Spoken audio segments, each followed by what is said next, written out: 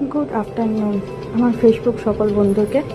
আজকে আমাদের লাঞ্চের মেনু হলো গরম গরম ভাত, এসে তার সাথে রয়েছে মুগের ডাল, লাউ দিয়ে মুগের ডাল,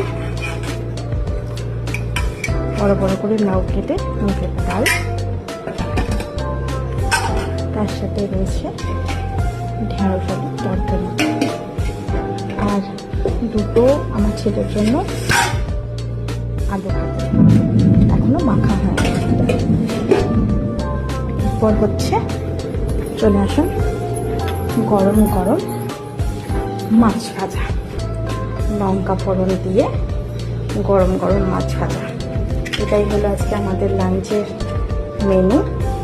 আপনাদের লাঞ্চের মেনু কি জানাবেন কমেন্ট করে অবশ্যই।